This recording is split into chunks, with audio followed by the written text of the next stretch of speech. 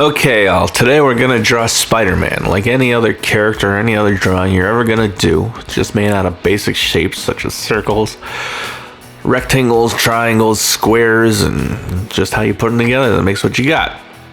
Mostly we'll be talking about the art of Spider-Man, how to draw Spider-Man, random Spider-Man facts, whatever pops in my head.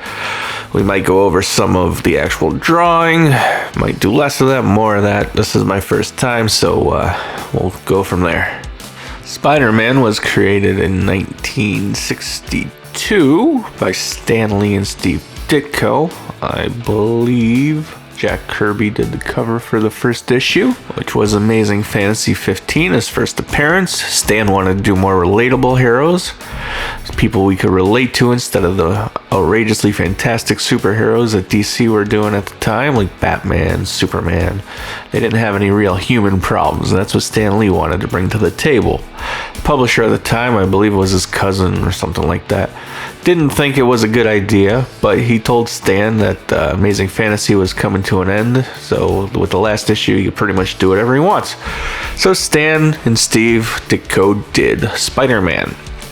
Obviously, it was a runaway hit, and in 1963, he got his own series, The Amazing Spider-Man. The first villain was the forgettable foe known as the Chameleon. He's appeared a bunch of times since, but he's no Green Goblin or Dr. Octopus. Okay, back to the drawing. Right now we're putting some definition in the arms and starting to get some detail in there so we can get ready for inks. I don't get very detailed in the pencils on this one, and I do most of the filling in inks because it's really just a bunch of blocks with the black and blue of his costume. Not much line work needed, and the red and the webs really are the most interesting part of it. We just kind of make those up as we go along with the webs. The way I draw Spider-Man is heavily influenced by the artists that I was reading at the time, such of course as Todd McFarlane, Eric Larson, but I was also getting into indie books such as Scud the Disposable Assassin, Rob Schrab, and Johnny the Homicidal Maniac with Johan Vasquez, and so a lot of that is brought into what I draw with the simpler shapes and spot blacks, and of course Mike Mignola with Hellboy. So when everybody I knew was getting into drawing more lines and making things more complex, I was trying to pull things out and make things more simple shapes and just blacks and colors and splashes. As far as the way I color things go, I haven't really changed things much since back in the 90s when the big thing was digital colors and blending and blurring, and it was just garish and ugly. What I did was a little different. It's kind of more the anime style of coloring where you got 2 or 3 shades and hard lines.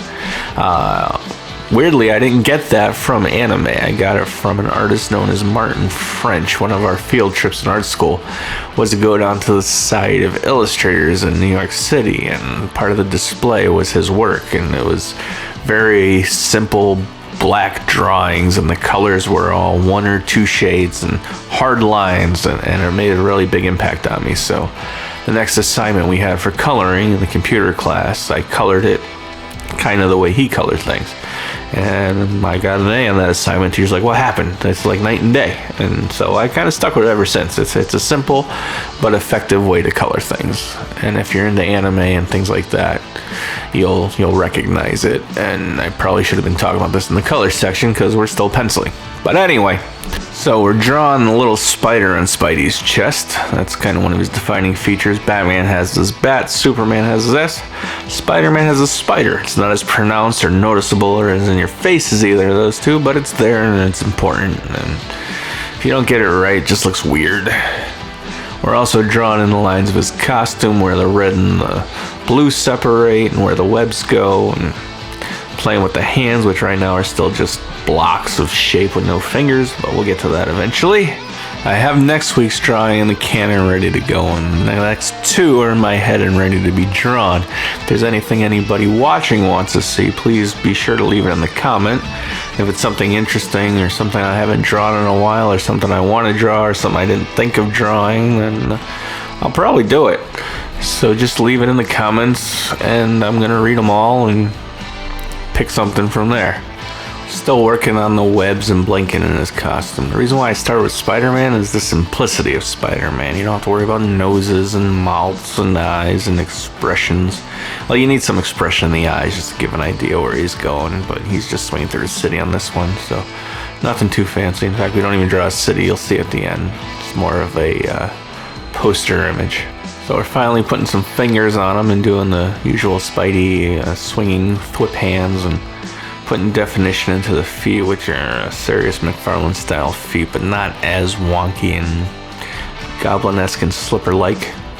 I'm also just finishing up a few small details before I start the inks in a few seconds, which is a little premature on this one. I left it kind of rough when I went to the inks. Right now I'm going to make the new layer for the inks and lighten the bottom layer so you can see the inks, and just a few things like the size of his head and whatnot. One mistake I made when doing this drawing is I reset my Clip Studio to factory defaults because I had windows and things all over the place. So just years of changing windows, moving windows, making a mess. I also shot this vertically instead of horizontally, which I fix in the future. But the one thing I didn't do is I didn't get the stabilization to where I wanted to on the brushes. So here I am fumbling through the brushes trying to find the size I want and go through it. And you'll notice I don't have the cleanest lines ever on this, and I don't really like the clean lines. I like them to be a little sketchy. I think they're a little more interesting. But I do clean up a lot of stuff and get to it. But this is the fun part where it actually starts to look like a drawing. So we get the head in, shape of the eyes, all the other fun stuff. So back when I was growing up, all the rage was Spider-Man #1 and Todd McFarlane, and he gets to write the book. And McFarlane, he had the big eyes on Spider-Man. He started the big eye trend, the bug eyes, and I was really into that. And I also drew some inspiration from Art Adams and Mike Golden on my Spider-Man, which you'll see later. We'll talk about that when we get to the webs. But he put the little points in the middle and actually made Spider-Man a little scary. And Eric Larson followed. He simplified the formula, but he kept the bug eyes, but he made Spider-Man insanely flexible, and the drawings were free and fun, and it was a huge influence on everything I did. So right now we're getting the arms in. Remember, line weight's important. You know, the things in the foreground should be thicker than the things in the background. And I also decided to wing this hand a little bit while I was inking, just drawing some fingers and shapes and palms. And one thing you'll start to pick up once you start drawing a lot is certain things and shapes that you just get used to drawing, and hands in this position are one of them. So I just go with it. And other videos I plan on doing are just how to draw hands, how to draw feet, how to draw eyes, how to draw a head. You know, little things that I think will be useful to people. As you notice, my inks are rough. The lines aren't very smooth. But when you get it all together, you get a fun, free, coherent drawing. That's kind of one of the things I took from a lot of the indie people that inspired me. I don't think things need to be perfect. Perfect is boring. I was also told by one of my teachers, you know, those lines don't have to connect. Those lines don't have to be perfect. It's more interesting that way. Also, you'll see that the lines on the arm in the background are thinner than the ones in the foreground. It kind of gives the idea of depth and that it's further away. So right now we're back on the other forearm, trying to figure out where the costume's gonna go. So I know where I'm going to draw those fun little webs later. That's the most fun part of Spidey, drawing in all the webs. Being a bit sarcastic there. I almost did the black suit just so I wouldn't have to do all the webs, but I figured if we're going to do Spidey, let's do the Spidey most people know and love, and that is the original. The one thing I did forget is the webs underneath his arms. He has like web wing things on his armpits, and totally did not add those in this drawing. So back to the inks. We're in the arms now. Now we're putting some muscle definition in his chest and his biceps, and I don't remember the names of all the muscles, so you'll just hear me call things chest muscles and arm muscles a lot. And I just put little lines in as indicators of where those muscles are. My anatomy is not perfect, and it never will be. And a lot of the people I grew up reading, their anatomy wasn't perfect. If you look at a McFarlane drawing, he pretty much is winging it. He got weird things going on with legs and arms and poses, but when you look at it, like, damn, that's cool. So that's kind of the philosophy I went with. People like Jim Lee and Mark Silvestri, who are fantastic artists who I look up to a lot and influence me a lot. They're a little more clean on the anatomy, but that's not really the style I ever followed. I was more of a Frank Miller, Rob Schrab, Todd McFarlane, Art Adams kind of guy. You don't see as much Art Adams because Art Adams is really detail orientated, but the shapes and the cartooniness of it is something that he did that followed me along and I kept with the whole time. He also played with proportions a lot more. His figures were lankier and thinner, and his waists were longer and thinner, and a lot of that I did. And we talk about art a little more when we get to the webs too, because he was a big influence on the way Spider-Man's webs are drawn. So when we get there, we'll talk about that a bit more. Right now we're working on the foot. This foot's more in the foreground, so we give it a little more detail, separate the balls. Lines are thicker at the top, thinner in the back. Just same thing, show distance and depth. This leg in the back you don't need a lot of detail with because it's going to be mostly black with some blue highlights. But you got to differentiate where the knees are, certain muscle groups are.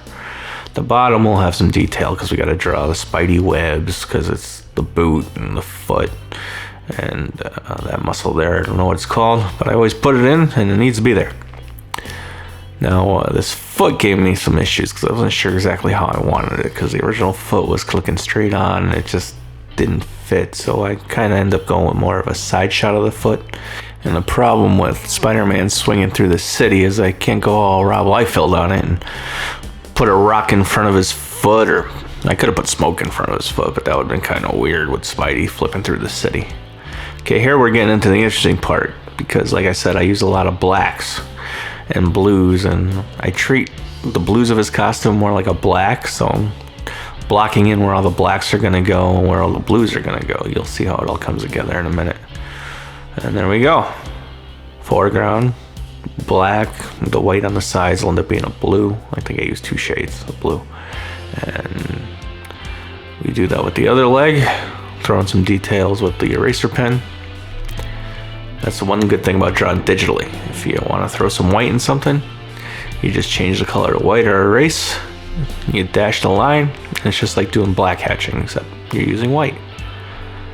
This is more of the same here. We're blocking it out so we can put the blacks in. We do the same thing with his arms and his rib cage. You'll see I start filling that in a moment. You could be really free and clean with this because most of the little lines sticking off the lines will be filled in once you put in the black. And there we go. Just like that. Spidey's legs are blocked in and almost ready to go. Now we're gonna move up to his arms and rib cage area. And we're gonna do pretty much the same thing. Right there we got differentiate the costume. And we got the leg coming from the left side. So we just gotta draw on everything we want to keep white, which will be blue eventually, and fill in the rest for the blacks. That's something, again, that McFarlane and Eric Larson brought Spider-Man more of a black than a blue there. Or it's insinuated it's a dark blue because the blues are the shadows.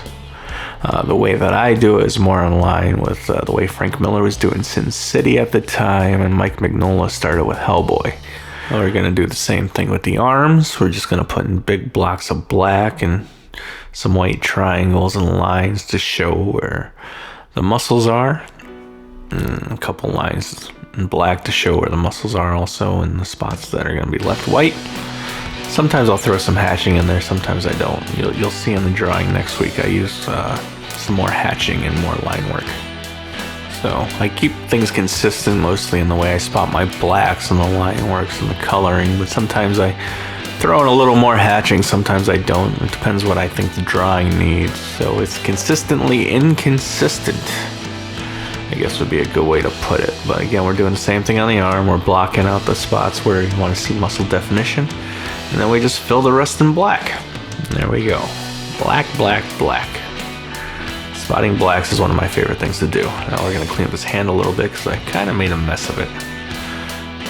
So that's the thumb in the background. We'll just make that black and probably define it a little more. A couple more lines, show where his fingers go and knuckles and all those fun little details. This is the part where I just start jumping around and fixing little things I don't like here and there, cleaning up the points on his eyes and filling in spots that I missed. And little things before we get to the colors, which is coming up soon.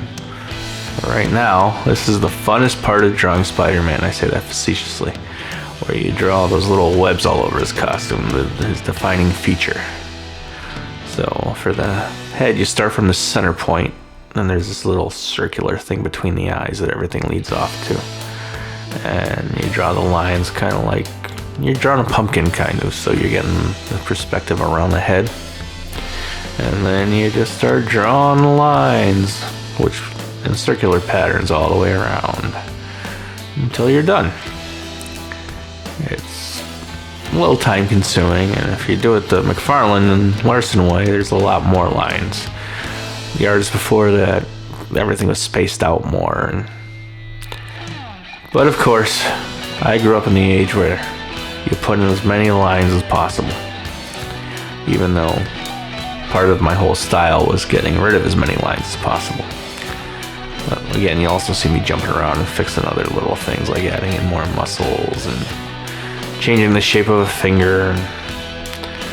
There we go. Now more spider lines, lines, an endless cycle of lines. You'll see me erasing and redoing a bunch, and see me not really worrying about how straight they are sometimes, and how clean they are, because once you get it all in, you can't see any of that anyway. Also, if you notice on my brush, I don't have the stabilization turned on. That's part of my resetting it for this drawing, so the lines are a little rougher than they should have been, because stabilization cleans up cleans up your lines a lot when you're doing digital drawings. I catch it later on, but by then it's kind of too late. But it worked. I got through it. It got done. We got the Spidey lines. You also want to make sure the Spidey lines are cupping upwards. You don't want them cupping downwards. If you draw them going downwards, which I should have done just to kind of show you what I'm talking about, it looks wrong in Spider-Man. It's like, what the hell did you do to Spider-Man? That's not Spidey. It almost looks like it's just wrong. There's no other way to describe it. I remember watching a McFarlane interview where he talks about it, and he was absolutely right. You draw those lines cupping downwards, sorry. It's no good. Another thing you'll notice is I'm pretty much only using stock brushes here for my inks and my pencils. There's a million different ink pens out there and a million different ink packs you could get. You get smooth ones, rough ones that do hatching for you. But you don't really need any of that. As long as you know what you're doing and you know how you want your lines to work, just the simple brushes that come with your program should work just fine. Later on, I do use a couple custom brushes because I wanted to do Ben-Day dots and for shading. And you'll see that in a bit, and we'll talk about it when we get there. But right now, just webs on top of webs on top of webs. It's tedious, it's boring, but if you want to draw a convincing Spider-Man, you gotta draw a lot of webs, especially when you get to the webs you're swinging on. And you also notice while I'm doing the webs that I picked a brush that doesn't have any real pressure sensitivity for thick to thin, because you want to keep that line consistent. So you just want a straight, boring line, kind of like using a rapidograph instead of a quill pen or a brush. I mean, some people can get these kind of lines with a quill pen or a brush, but since we're in a computer and we have our options, we could pick the brushes we use. And I decided to use a brush that doesn't have any of those sensitivities. And if you're going to draw Spider-Man, it's just easier if you do the same thing. So, since I'll be drawing these webs for a while, let's talk about something that's not webs. The reason I'm doing these videos is because when I was a kid, they didn't have much like this. You could buy the How to Draw the Marvel way, and you could buy anatomy books, and you could draw things from comic books. In fact, the way I started is I used to trace things. The first thing I remember drawing comic book wise was the cover to Marvel Comics Presents #1. It's a Wolverine. But I didn't really draw it, I traced it. And I traced a lot of stuff after that. And one thing that tracing does is it shows you where the shapes are and where they go and how to do it. And if you're having trouble with something, trace it, look back at it, see what you did. Go over a drawing and put the shapes over, put the circles over the heads, the triangles over the hands and things like that. You'll be surprised how much it helps you. Tracing is a valuable learning tool. Also, I used to sit in a room with my friend Brian, and I had this giant drafting table my father got me from a friend of his at work, and we would sit in that room for hours just penciling and drawing, and we had these giant markers to fill in the blacks, and those things were toxic, and we didn't open windows, and you'd get a little high off of just breathing in marker fumes. Probably killed a few brain cells too. I would not recommend it. But these days now we have iPads and we have Photoshop and Clip Studio and Procreate, which not my favorite drawing program. That's why I'm using Clip. But because when I first started doing this with digital, Clip Studio, for some reason the brushes worked the exact opposite of what I wanted, and I couldn't get them to do what I wanted to do. And I was literally going to sell my iPad because drawing on it was a nightmare. And like the day before I was going to list it, a friend of mine sent me a message. He's like, "Hey, did you know they put Clip Studio on the iPad?" I'm like, "No, they did not," because that's what I was using on my Cintiq tablet. Sure enough, I went to the App Store and there it was. Not a big fan of the monthly subscription option. I like the way Procreate, you give them like $30 and you have it forever. I don't know if they've changed that model since. I don't even know if my Procreate will open. I'll have to check that out one of these days. And but sure enough, there it was, and it was the exact same thing as the desktop. And since I do everything the old slow way, I just love having all the menus on top and being able to treat it like I did on the desktop and didn't really have to learn anything new. So that was quite helpful. And another reason why I'm drawing these videos is motivation to draw more. I go through phases where I draw a lot, and I go through phases where I don't draw at all. And I want to go through a phase where I draw a lot more. So I figure if I make videos and I share them with people, and people watch along and make requests, and we draw together, we'll get a lot more done. Something I've been doing all my life, and I plan to keep doing, and maybe we can do it together. If I get enough subs, I think you need 50 or 100, and then I could live stream, and then we could sit around and chat and draw together. I think that'll be fun. It'll definitely keep me motivated to draw more, and hopefully it'll help a couple of you too. Or if you just want to sit around and watch and laugh at the idiot drawing Spider-Man, I'm okay with that too. Some people get it, some people don't. But if you've made it this far into the video, I'm guessing you're one of the people who do. Also, another thing I'm going to do is I'm going to break these into 2 to 3 videos a week. One long one like you see now. And then I'm going to break it into the pencil and the ink section. Sometimes the pencil, sometimes the ink, depending on the drawing and how long it takes. And then the color section. And we'll have some shorts thrown in too. I've never made a short, so that'll be a fun thing to figure out. But right now, we're trying to figure out the shape of the webs he's swinging on.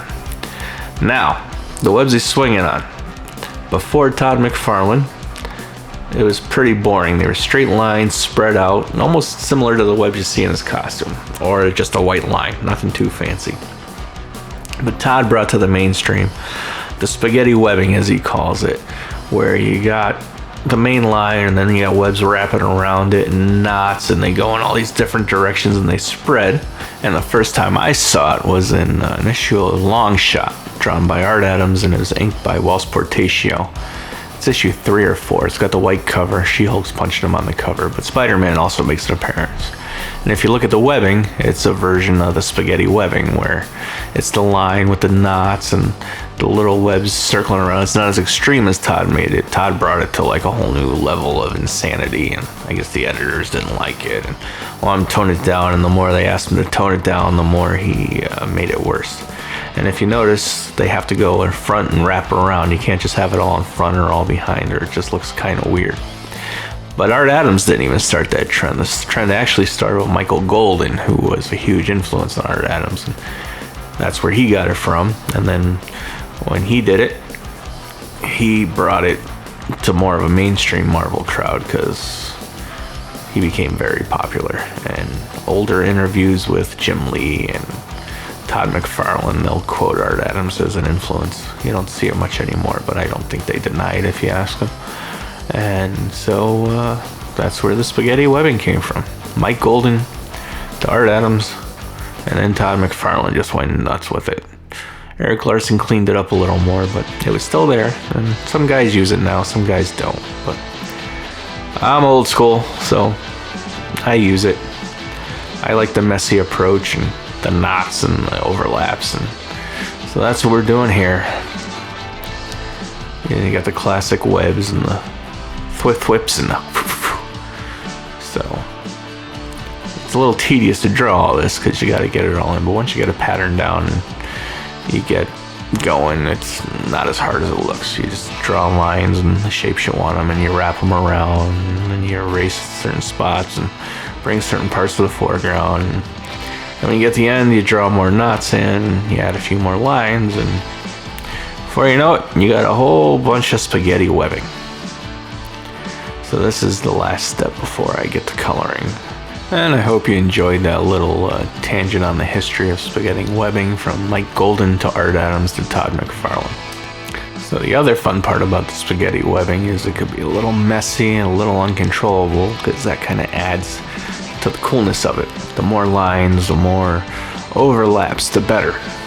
I was on Reddit the other day and I looked through different art forums and comic art forums, and one of them, a guy drew a beautiful Spider-Man. I mean, his line work was great. It was far more detailed than anything I'll ever draw, and he did the spaghetti webbing, and something just was off on the whole drawing. I mean, it was beautiful. The colors were great, the cool background, the webs. I loved everything about it, but something just was not right. And I looked at it and I zoom in, and it was the webbing. He didn't do the over-under thing. Everything in pretty much just went in front. He didn't bother to have anything going back, and it just, it's one of those things that took me out of the whole drawing, and it's an important part of the drawing. So when you're doing the spaghetti webbings, the important part is the overlap, the front to back, the swirling around, and if you get that right, it'll look really cool. If you don't, it's going to look really weird, and it's going to take people out of it. Not everybody will notice, but the people who do it will drive them freaking nuts. Speaking of driving people nuts, I'm sure a couple of you noticed that the screen's sideways now because I turned the iPad around. When I did this, I forgot to put the orientation lock on the iPad to keep it straight. So in future videos, I remembered to do that. Actually, the next video I forget to do that too, but I do the whole thing horizontal, which fills up more of the screen. But from now on, I do have the screen locked, and everything will be more stable for the future. And right now we're still drawing the spaghetti webs. It's time consuming, very time consuming, but if you want a nice, clean, convincing Spider-Man, I think this is the best way to do it. So don't skimp, kids.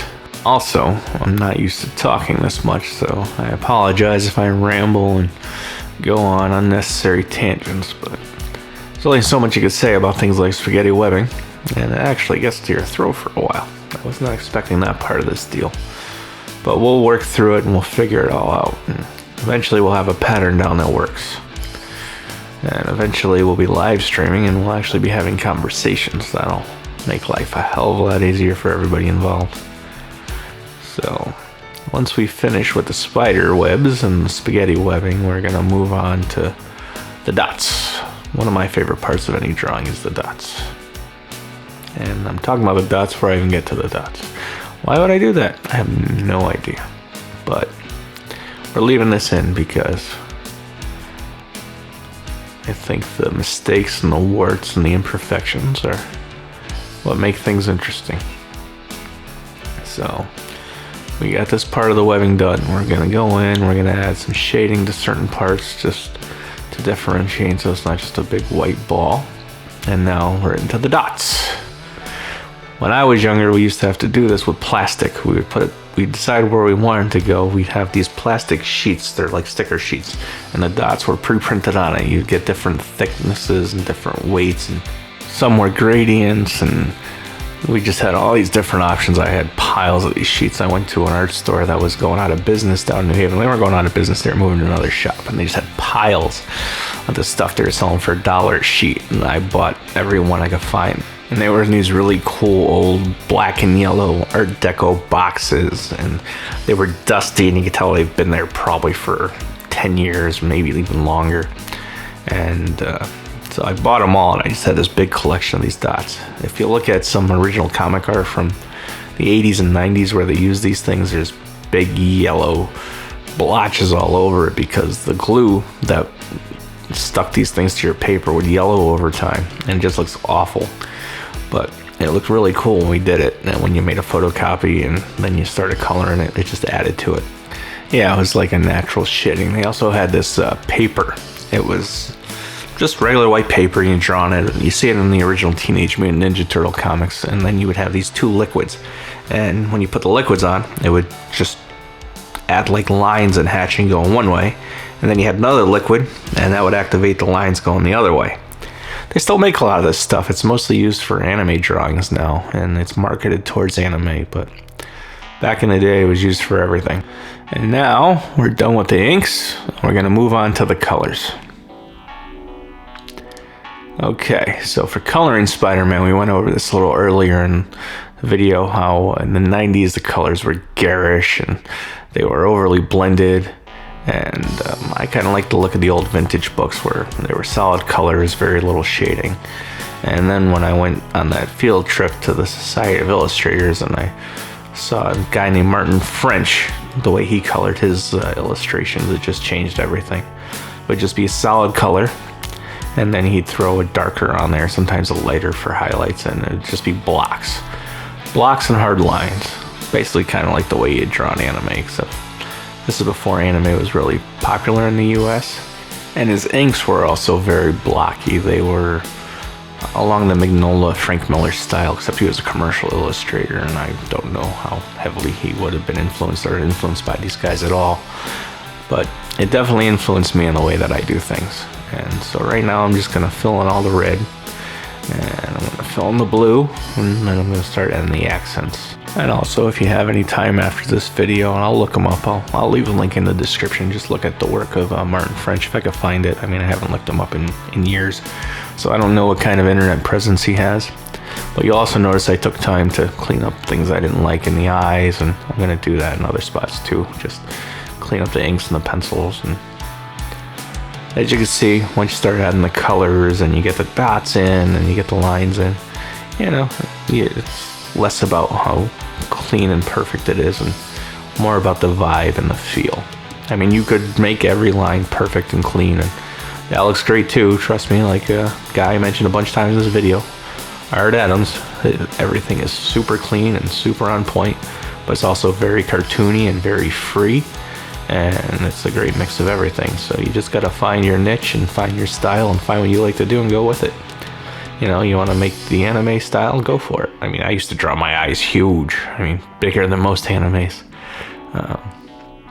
But then, you know, I started shrinking down. I still draw them bigger than most comic book artists when we get to a drawing where you actually see me draw regular people's eyes, but they're definitely bigger. And another big influence on the way that I do things is Calvin and Hobbes, Bill Watterson. I actually got kicked off of the Bill Watterson Reddit group because I posted a link to selling t-shirts, and I guess that's a no-no there. But he was a huge influence on the way I draw things, just the freeness and the cartooniness and the fact that the lines don't have to be perfect. In fact, I think he influenced Frank Miller a lot when he did Sin City, because there's some old Calvin and Hobbes strips called Tracer Bullet, where Calvin was a hard-nosed noir detective. He's got the big trench coat, and he also has the hat, and he looks a lot like Marv from Sin City, and everything's very dark and very black and very blocked out and heavy shadows, and I think that definitely influenced Miller's Sin City. In fact, I read a article of Frank Miller, and they asked him if he had any influences, and he said one of the things that he really liked reading was Calvin and Hobbes, so I'm sure he saw those strips. And the Tracer Bullet strips came out a good year before Sin City did, so I'm sure there's some cross-pollination there. So if If you get a chance, look up Calvin and Hobbes Tracer Bullet, and you'll see exactly what I'm talking about. Plus, they're great strips. They're fun reads, and you see stuff you would never see in a kid strip. You know, Calvin has his gun that he pulls out, and it's really hard-nosed noir detective stuff. It's pretty great. So anyway, back to my drawing. So now you see we're just blocking in the reds for the dark reds to give you that shadow feel and bring things to the front, push things to the back, make it feel more organic. This is more of the Martin French stuff coming in. Like, I'll black out this whole foot with the darker blacks. And then once we get to this, we do it for other parts and sketch it in and fill it in. You just kind of draw around and use the bucket to fill in all the extra parts. And this is something that, the way I do it, you might want to blend it in a little more. You could always blur the edges or blend them and use more shades of reds and make it look more natural. And there's watercolor brushes now that look just like watercolors. They've actually had them for a while. I'm gonna try those eventually, so we'll have that adventure together. But you also cut in back to the original red underneath, so it looks like a highlight. I also come in after we're done with the darks, which we'll get to, and then I add in some lighter red. Well, it's more of a pink, and that's more of a highlight too. But I don't really do it with the blue. I leave the blue pretty much just two colors, the dark and the light. And since I said most of what I need to say about the colors now, we'll go on a little movie tangent. My favorite Peter Parker Spider-Man was Andrew Garfield. His movies weren't the best, but I think he had the right tone and the humor and did a really great Peter Parker. I like Tom Holland, he's cool, but in his movies I think he's more of a junior Iron Man than an actual Spider-Man. So hopefully the next movie, with everybody forgetting who he is and whatnot, they get to the whole street level Peter Parker doing it all on his own, finding himself. Great power comes great responsibility, all that good stuff. The Tobey Maguires are great. I remember all those when they came on. They changed the whole landscape for superhero movies, because before that you had Michael Keaton's Batman, and then you had Wesley Snipes' Blade, the forgotten superhero of the 90s that paved the way for a lot of what they do in the MCU now. They showed you that, you know, a less popular comic hero can carry a movie and people will go see it. And there's also the Crow. That's also one of my favorites. I'm sure we'll do a Crow drawing eventually. Yeah, the Crow, that was a big thing when I was younger. Me and a friend of mine, we went to see it on opening day. I snuck him and his girlfriend in the back door because they didn't have money for tickets, and I didn't have enough money to buy them for him, but we wanted to go see it and I wanted to see it, so I dragged him along. So we opened the back door to the theater, they came in, sat down, and we all watched The Crow. I don't know if these are the kind of things you should be sharing on the internet, but you know, when you're young, you're a kid, you do dumb things. And here we are getting to the spot where I said we added some lighter highlights to the Spidey suit. So you throw in a little pink over the red. That gives you a nice highlight and adds an extra dimension to it, but you still keep it nice and blocky and solid, because that sticks with the style of the drawing I did here. Again, you could blend it in, you could smooth it out, and you just experiment and you try different things and you find what works for you and what you like. You might like the smoother, clean, blurred, blending look. You might like the 90s look that I was talking about earlier that drove me to try different things and get it this way.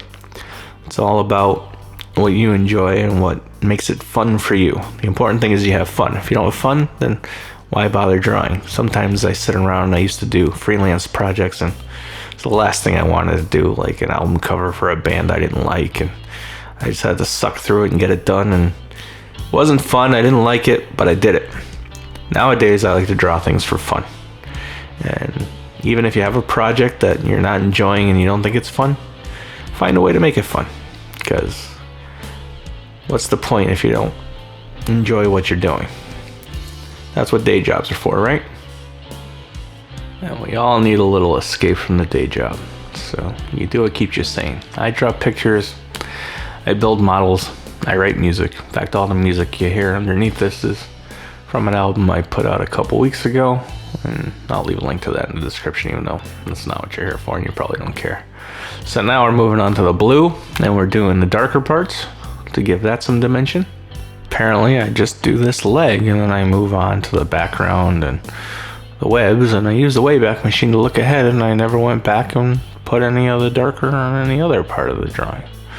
But that's okay, because once we add the textures and the webs, which we'll get to in a bit, you'll see that you didn't really need it, and it's probably what I decided when I drew the drawing.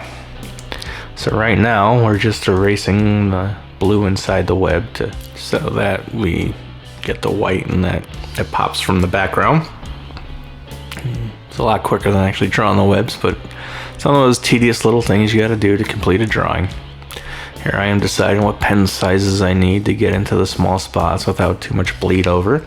And then we just keep drawing in the white until we're finished. We gotta go around the whole body and the whole web and all the knots and all the overlap. And you'll notice I'm missing a few spots, but it doesn't matter because it's part of the style I go for anyway. I'm always, it's good enough, because perfection is the enemy of getting things done. And I learned that if I sit there and I agonize over each little piece of everything, I never finish anything. So that's the way I get through it. You might be the person who has to draw every dash, every line, make sure everything is perfect, and that is okay too. And it'll probably make your drawing better than anything I ever do. And it may be more interesting, it may not, and that's okay, because it's all about what we do and what we enjoy. You might think Todd McFarlane and Art Adams are the worst comic artists ever, and you might be into more modern guys, and that's fine too, because those guys are great. And the whole point of me doing this is to get people to draw, to get me to draw, because I take a lot of time where I was like, oh, I'm too tired, I did too much today, I spent too much time on all these other things, and I'm too burnt out to actually get a drawing done. I figure if I record the screen and I make the videos and I get people involved with what we're doing and maybe make a community, then we'll all get a lot more work done and we'll all be better artists for it. And that's the main focus of all this. It's not to say, hey, look how cool I am, I made a YouTube video and I drew all these cool pictures.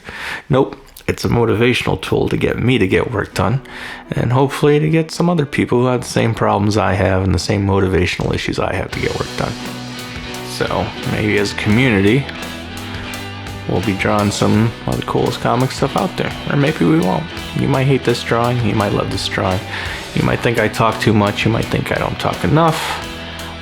I'm still wondering if I need to talk it all over these videos, and if it just might be a quick little intro and play some of the music and just let it go, or if I should talk and give history lessons on certain aspects of the characters and things I know and things I find interesting about Spider-Man or Daredevil or Batman or Scud the Disposable Assassin. That'll be a video I'll do eventually too, because indie guys were a big influence on me also. And I'm telling you, it's kind of hard to make drawing white lines over webbing interesting, so we'll just follow along and get through it.